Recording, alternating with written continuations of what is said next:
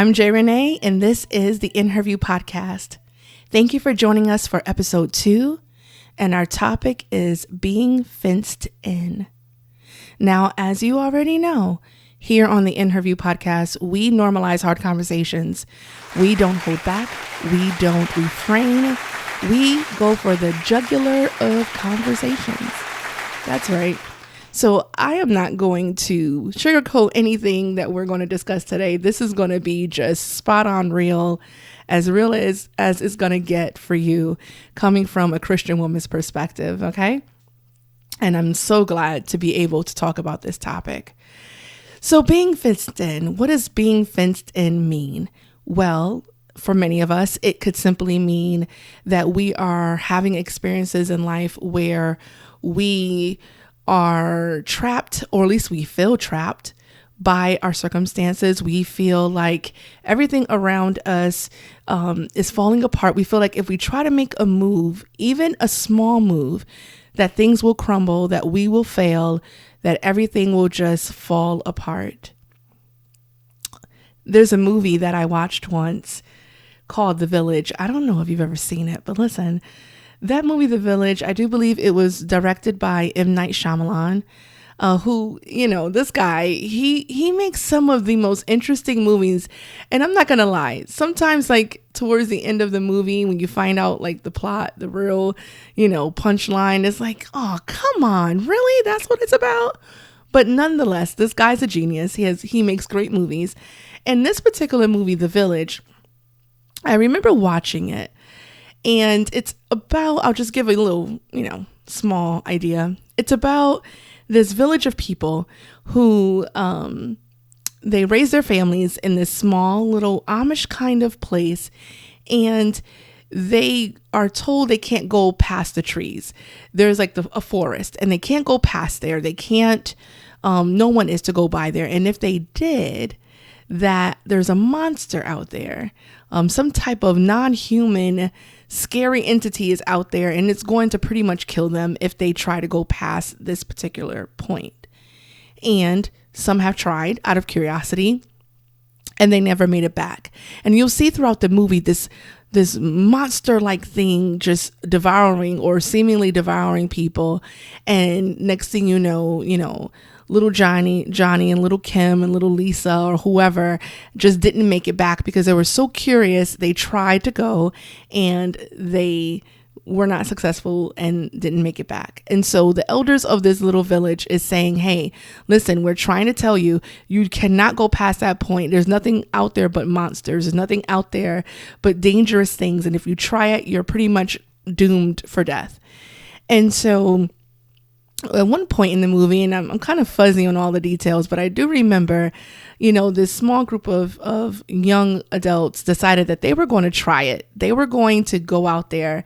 And I think they went out there exploring during the day. And I think you're not supposed to be out there past a certain time. And so they went out there and they decided that they were going to keep trying to just explore a little bit.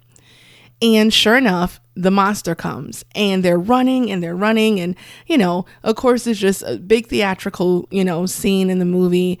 But apparently they defeat this so-called monster. And when they defeat it, they find that it was just a costume, that there was actually the elders of the village were in those monster costumes. And they were the ones that were harming people that tried to go past the woods. Well, a little further down the road, you'll see in the movie that they get to a fence and they start climbing it. And when they look over the fence, there's civilization. There's a whole city. There's life outside of them. There's not monsters. There's actually life and there's civilization, really, to be honest with you. And so the whole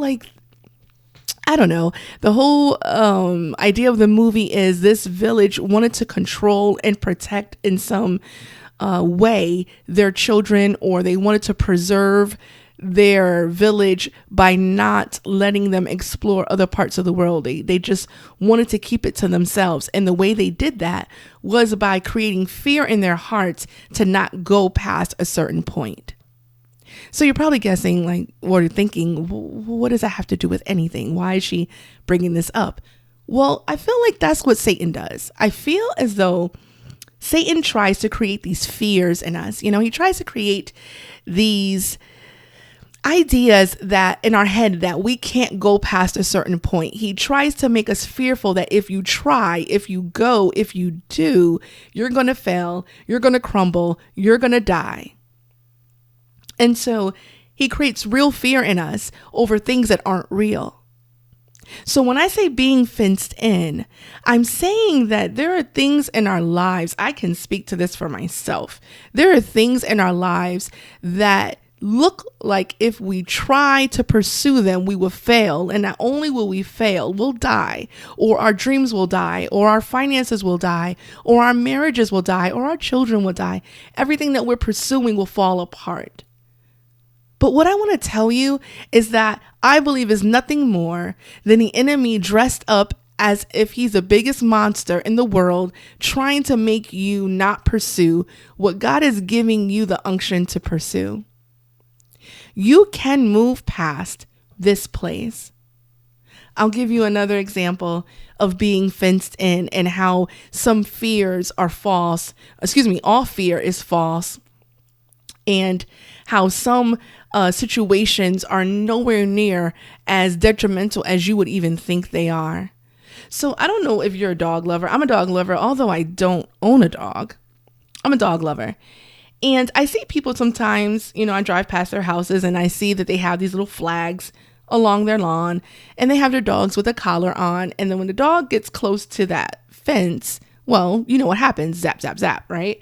The dog gets zapped and he backs up. He doesn't go any further past this invisible fence. It's not real. They're just flags there and they cause a shock to his collar, and he is trained through pain to not go past a certain point.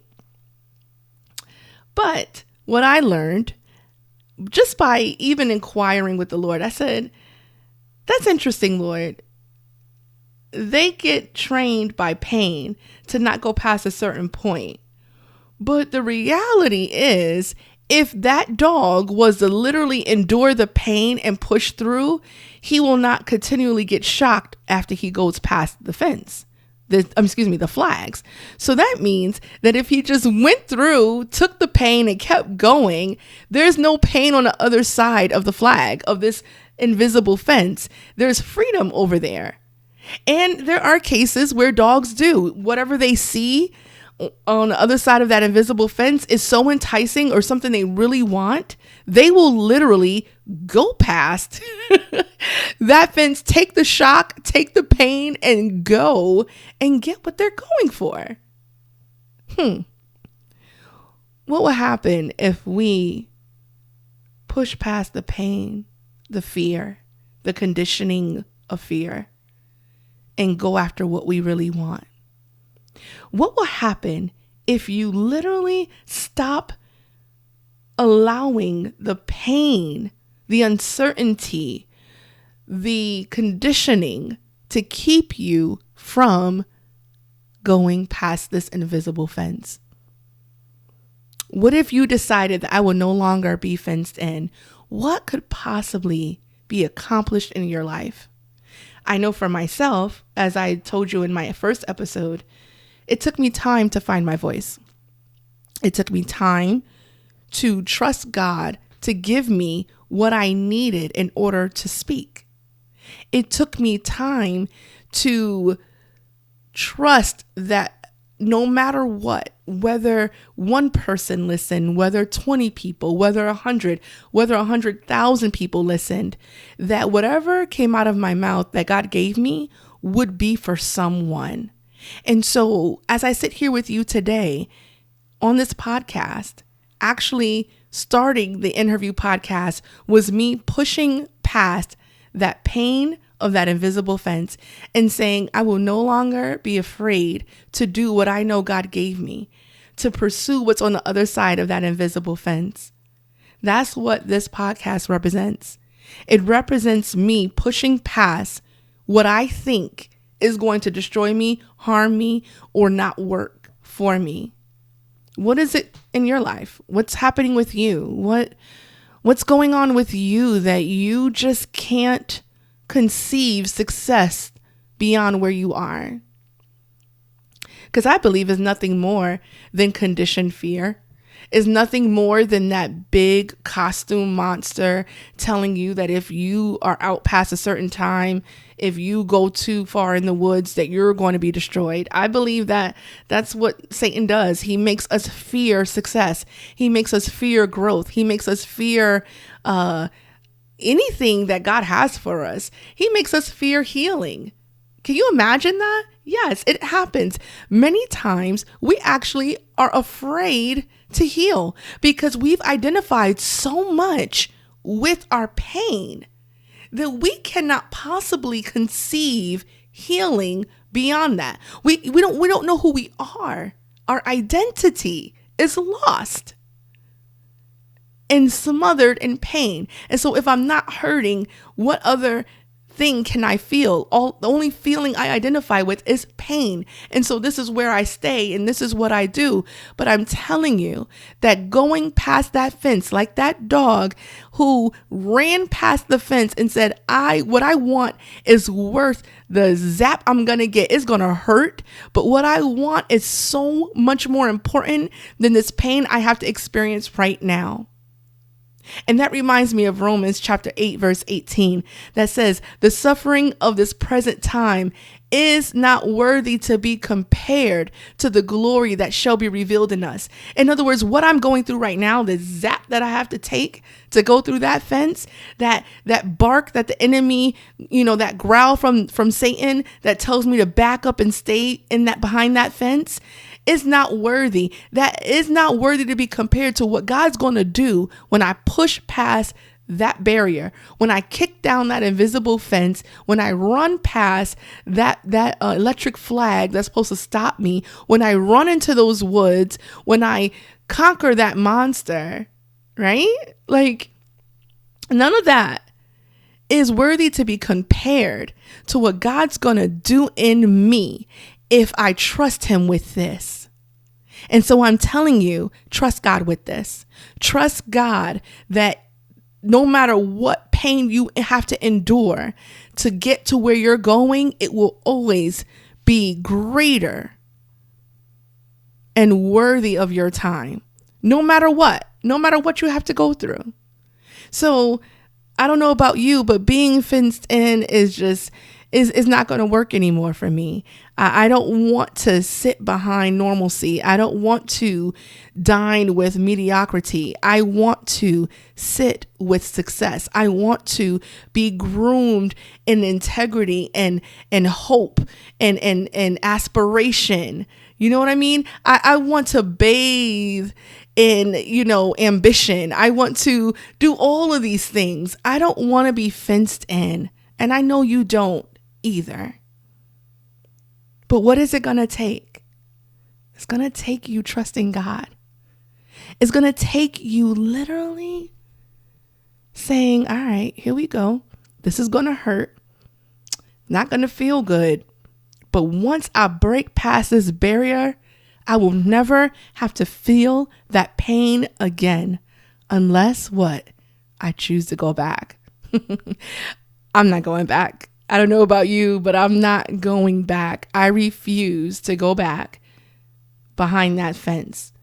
There's no more pain on the other side. Once you break it, once you go on the other side, you don't continue to be zapped until you go back. That's what the enemy wants us to think.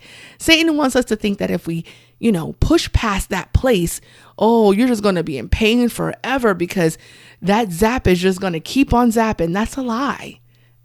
Once you break past fear, there's joy, there's happiness, there's peace.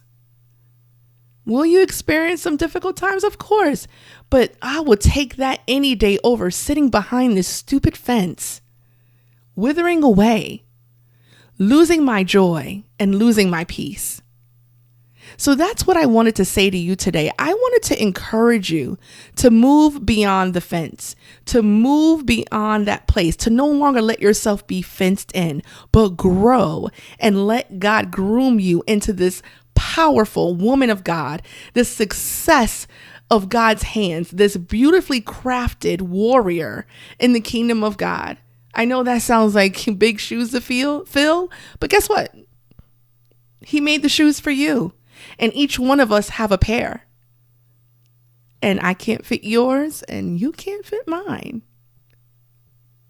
But if we put them on, we are unstoppable in Christ. So that's what I wanted to do today. I wanted to encourage you. I wanted to let you know that being fenced in is no longer an option for us. We have to grow and we have to go. We have to go beyond that place, beyond that fence, beyond those woods. We have to go. That's it. That's all. What they say, that's the post. That's the podcast. That's it. Let's go. Let's move. Let's grow. That's the motivation I wanted to give you today. So I appreciate your time. Again, you don't have to ever miss an episode. If you follow us on Instagram at the InHERview, you'll always catch all of our episodes and the announcements of ones that are released. But until then, listen, ladies, we're normalizing hard conversations and we are a real sis. Like I told you, a real sis is sincere, she has integrity, and she is supportive. And I, your host, J. Renee Live, I am your real sis, and I'm here for you. So until next time, just remember, you can go beyond that fence, and you do not have to be fenced in any longer. God bless you.